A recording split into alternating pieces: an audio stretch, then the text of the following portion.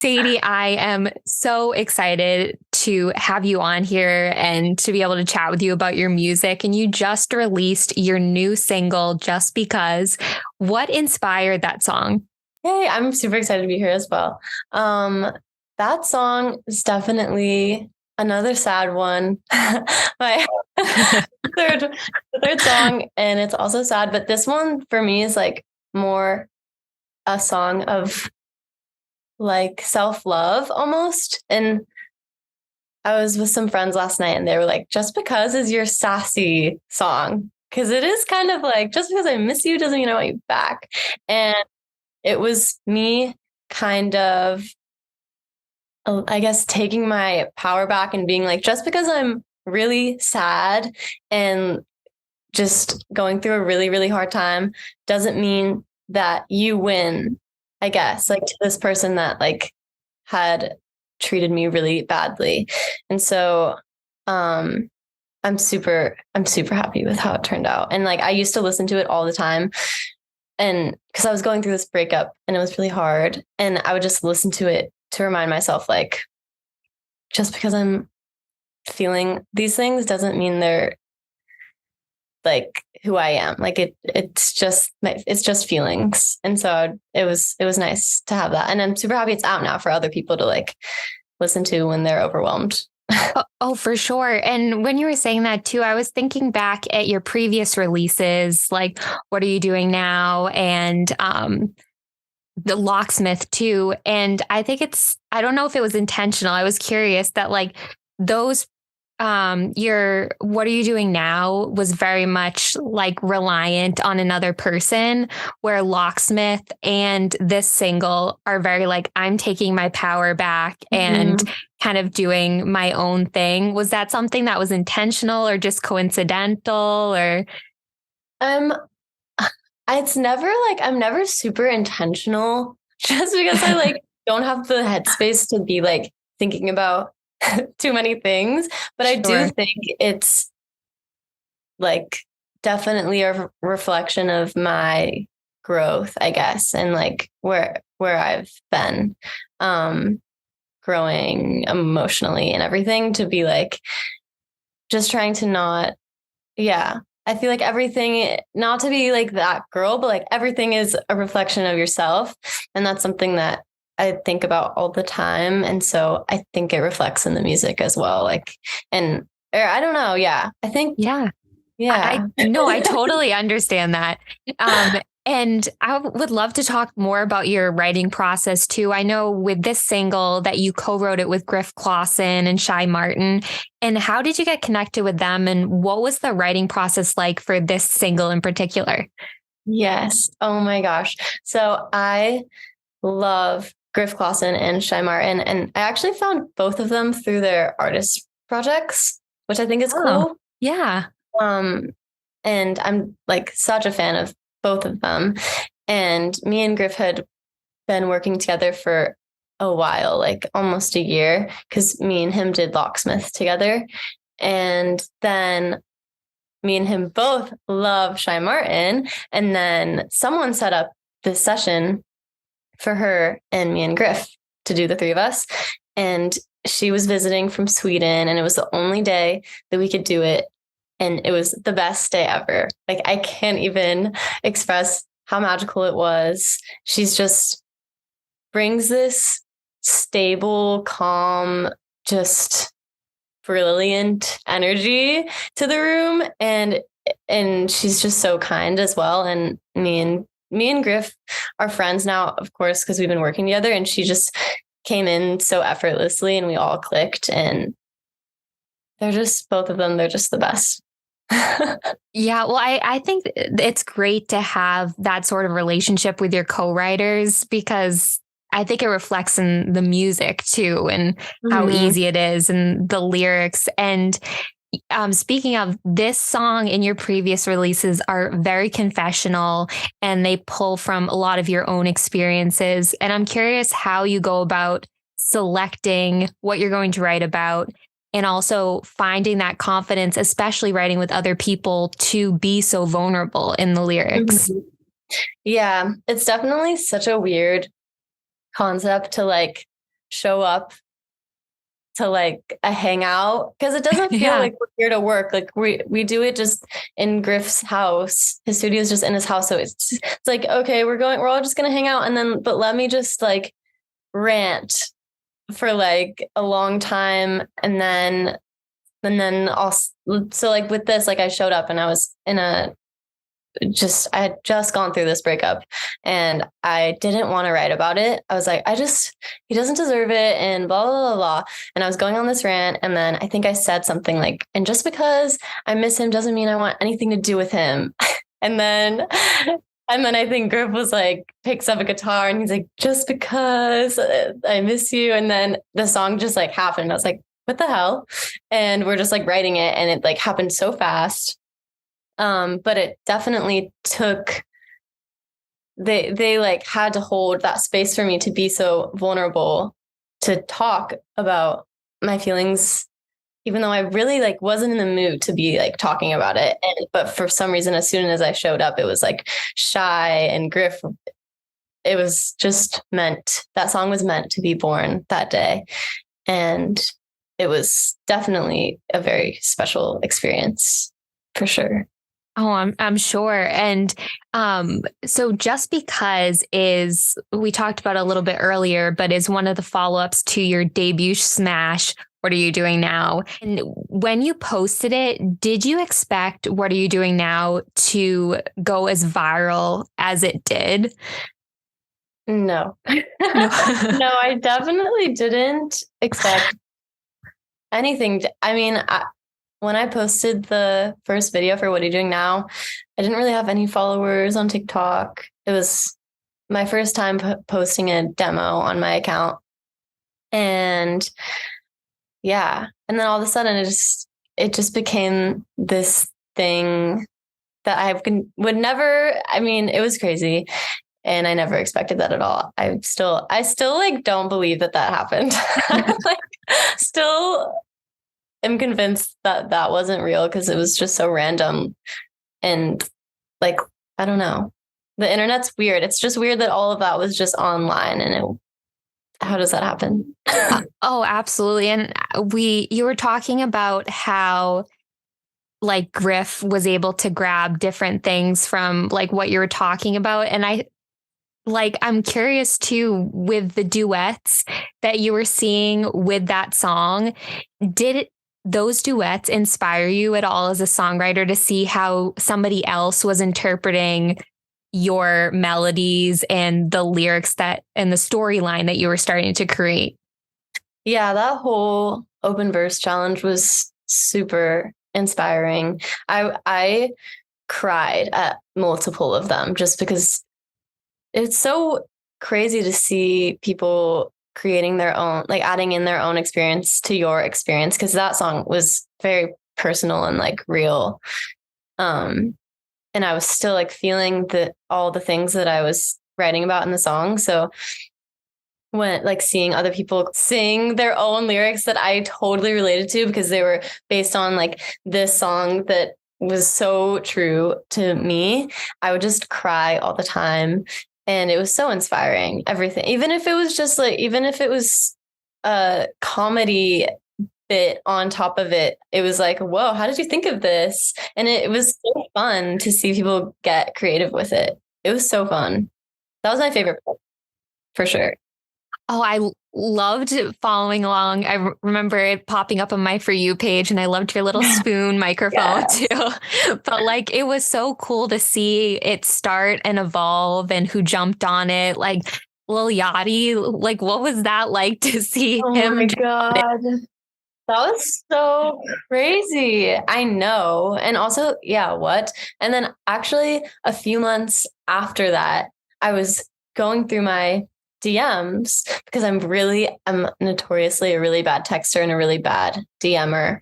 And I was like, I am so sure that I missed some cool like DMs. So I went through my DMs, and it was like, Lil Yachty, I DM'd you like 4 months ago. And I was like, oh my God, I didn't see it.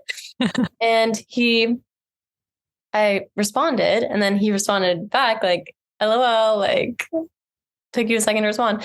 And then he sent me a second verse that he wrote that he didn't put on. So I guess he had written two verses and then just picked the one he posted on TikTok. But I was freaking out. It's so random. I would be too. That's awesome. Random. He was so nice. He's so cool.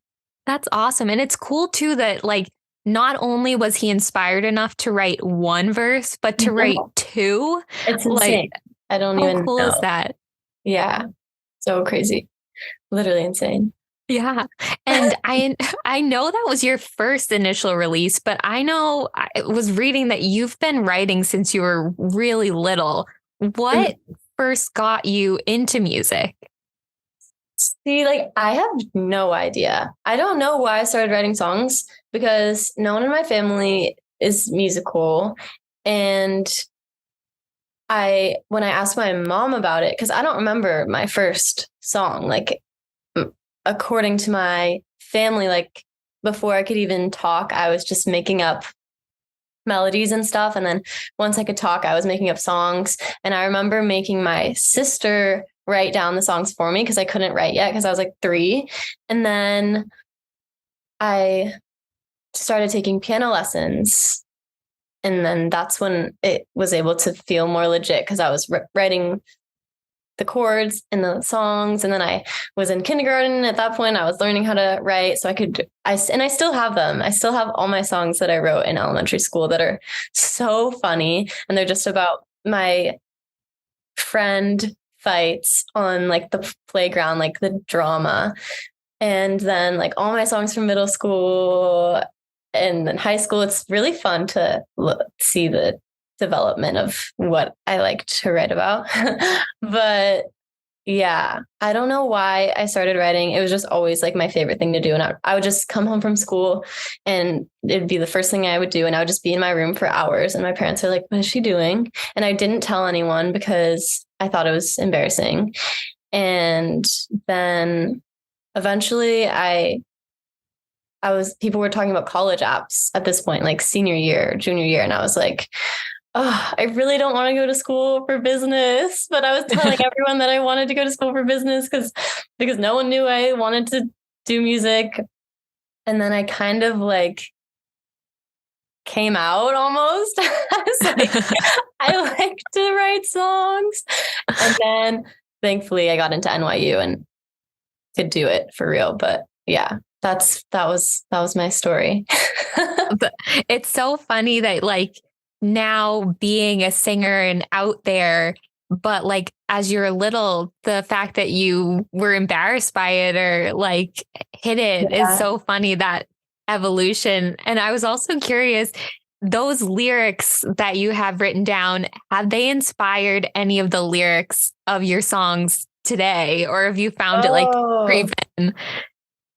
I'm not sure. I mean, I'm sure if I need to look back recently, but I'm sure that there's been similar lyrics or something, especially my middle school ones. Because in middle school, I would write about heartbreak, even though I had never even like talked to a boy romantically, but I would just write about it. And I'm sure there's like a similar title for sure. I need to dig back in, but definitely. I think it's all kind of the same, like, which is cool. I feel very connected to my inner child, like when I'm writing songs, because it's just always been my favorite pastime.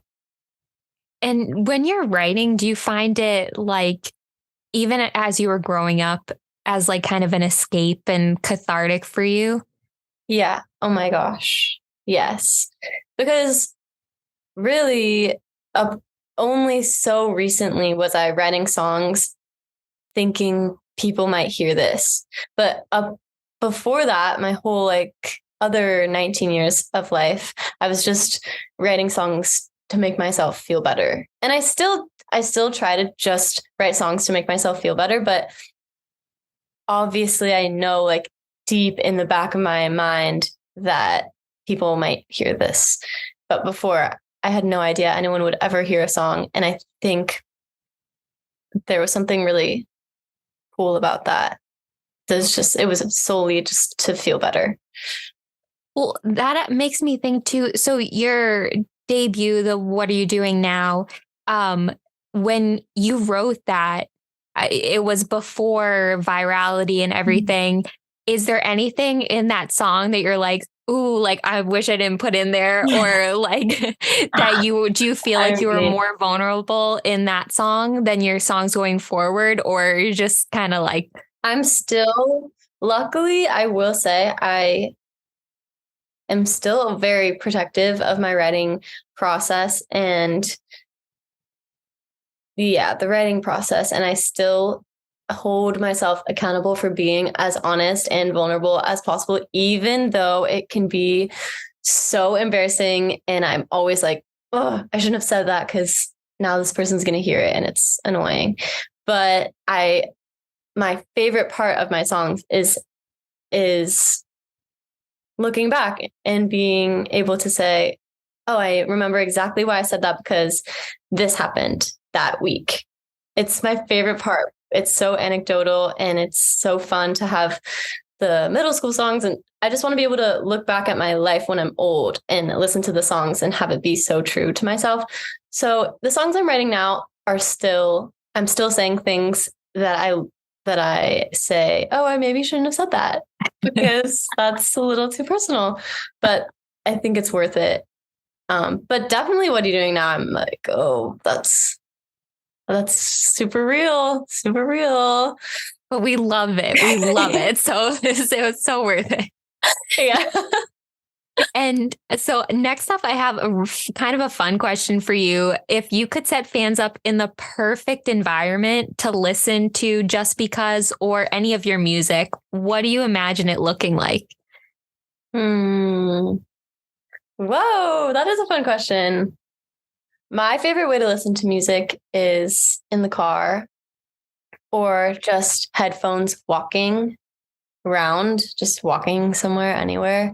So that's where there's something about modes of transportation. I was just talking about this with someone, like modes of transportation make things so much more emotional. Like, I don't know why, but when I'm in a plane or if I'm in a car, everything is so much more emotional for some reason. So Yeah. I guess I would want my songs to be listened to when you're going somewhere in a car or in a plane because you feel so much more for some reason. I don't know why it's like that, but for me, I just will always cry in the car and I'll always cry on a plane. I don't know why. No, I totally relate to that. And even I don't know if you've seen the TikToks where they're like, POV, you're like a little kid and you imagining you're in a music video, like the rain's coming down the window. Like it's the same sort of thing. I want a song to be listened to. You're in the backseat and you're on a road trip with your family and you're looking out the window and it's raining. Perfect. I love it. I love it. And speaking of environments too, you just finished up a European tour with Keen and Druko, which is like super cool. What was that like? That was so fun. That was my first tour ever and I had no idea what to expect. Like, I didn't know what being on tour was like. And you can't really know until you do it, I think, because everyone reacts differently. But it was so fun. It was so fun. It's interesting because it's personally my two favorite things in the world are traveling and singing, performing. But those are also the two most tiring things. Not tiring, but like they take a lot of energy. So I definitely was just learning how to balance, but it was so worth it. And it was crazy hearing people sing along to my songs so far away from home. Yeah. Every city we did, like people knew What Are You Doing Now in Locksmith, which was insane because we were across the world. And it was fun being able to, my favorite part was just like meeting people and connecting with people in the audience. It was emotional because I was just up there by myself playing guitar and piano. And so I felt like I was having a very intimate experience with the audience, and people would cry like almost every show. And then I would like cry. It's like, it was so crazy. And it was so important and special. And I can't wait to do it again for sure. Yeah, it's so special. And it's so like, it just shows how universal your lyrics are, to the fact that it can reach everywhere, like all over Europe. How cool is that? I know, it's so crazy. Even in places where English isn't the primary language of the country, it was so sick. And also Kian is just the best. And I was so grateful that he could bring me on tour when he was having such a crazy moment as well, on online and everything. So, and we had been friends before. We had written together, and his team was so nice and welcoming. It was really just like the best experience it could have been, I think. Do you have any favorite memory from tour? Yes. Okay. So I don't even remember what city we were in. I think it might have been Manchester. I lost track of where we were, but I had these 3 fans come that I had been like seeing on Twitter for months. I'd been following them on Twitter because they were fans of me, and they were in the UK, and they came and they were front row for my set, and my mom was also there and front row, and they were just screaming like every lyric of my unreleased songs too. Wow. And then I got to hang out with them after and like take photos together. And now I feel like we're just friends, and I can't wait to go back because I like genuinely miss them. And my mom became friends with them. And I just felt like, cool.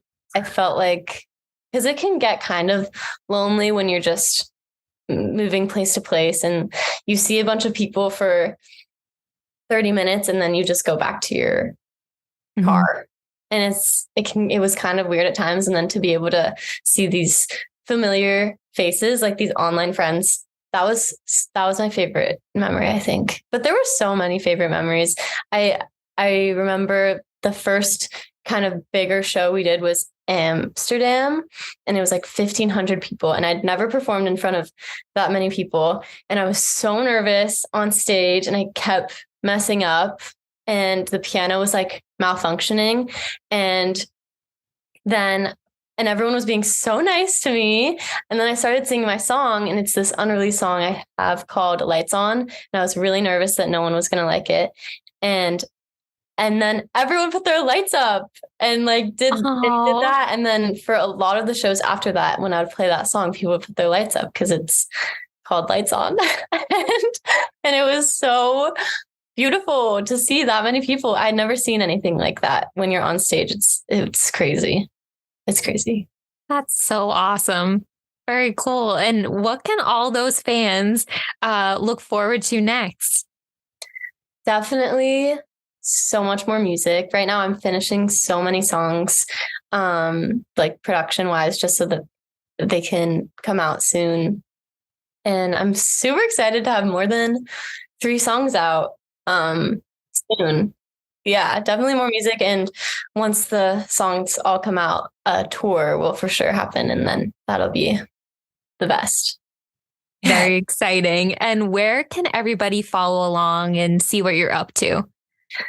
Yeah. So on all the social media platforms, my username is just Sadie Jean. And I'm always posting on all the things: TikTok, Instagram, YouTube, Twitter, Facebook, whatever else there is. And I'm amazing. Yeah. Everywhere. All the things. All the things. And my final question for you is, what is one quote that you have heard or that you go by that you want to echo out to the world?